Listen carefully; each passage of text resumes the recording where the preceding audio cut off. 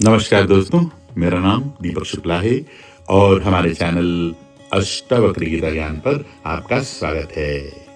मिथिला के राजमहल की शांत सभा में मुनि अष्टावक्र बैठे हैं और उनके ठीक सामने बैठे हैं राजा जनक।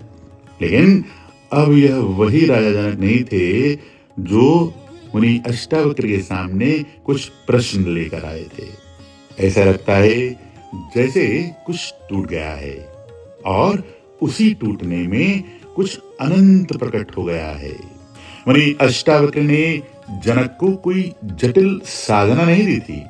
उन्होंने केवल एक बात कही, तुम साक्षी हो।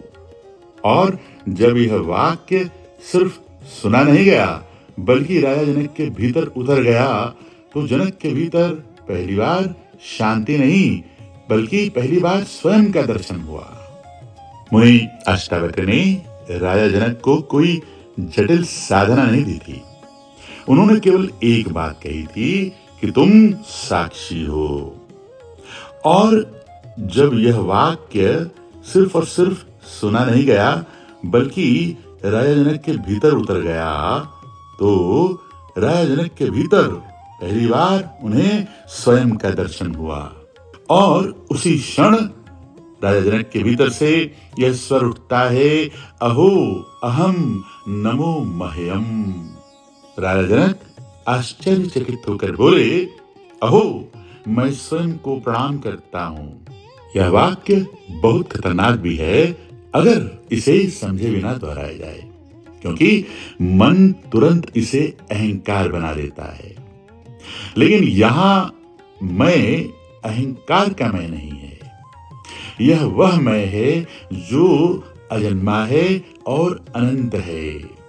यह वह मैं है जो सदा साक्षी है। अब तक जनक दुनिया को प्रणाम करते थे, देवताओं को प्रणाम करते थे, गुरुओं को प्रणाम करते थे, परंपराओं को प्रणाम करते थे। लेकिन अब पहली बार दृष्टि भीतर की ओर मुड़ी है और तभी यह विस्मय था। अहो, यह अहो ज्ञान का नहीं अनुभव का विस्फोट है। राजा जनक कहते हैं, दक्षो नास्ति मत्समः। इस संसार में मुझसे अधिक दक्ष कोई नहीं। यह सुनकर मन कहेगा ये तो घमंड है, लेकिन नहीं, यह वह मन नहीं बोल रहा है जो दूसरों से तुलना करता है। यह वह चेतना बोल रही है जिसने सब तुलना खो दी है, जिसने स्वयं को जान लिया भला उससे अधिक कुशल कौन। क्योंकि अब कुछ करना बाकी नहीं है, कुछ पाना बाकी नहीं है, पूर्णता मिल गई है। राजा जनक आगे कहते हैं, असंस्पृश्य शरीरेण। अब जनक शरीर को ऐसे देख रहे हैं जैसे वो कोई वस्तु हो। पहले शरीर ही मैं था, अब शरीर कर्म करने का एक साधन मात्र है। उन्हें अष्टावक्र ने केवल इतना कहा था कि तुम्हारा वास्तविक स्वरूप तुम्हारा शरीर नहीं है। लेकिन यह वाक्य जब अनुभव बनता है तो एक चमत्कार होता है। शरीर चलता है, मन सोचता है, भावनाएं उठती हैं, लेकिन भीतर एक जगह है जो अछूती है, जिसे कुछ छू नहीं सकता है। जैसे आकाश में तूफान आता है लेकिन आकाश नहीं भीगता है, वैसे ही चेतना शरीर के स्पर्श से परे है। राजा जनक आगे कहते हैं, येन विश्वम चिरम धृतम। और अब सबसे अंतिम और सबसे गहरा बोध। जनक कहते हैं, मैं वही हूं जिसमें यह संपूर्ण विश्व टिका हुआ है।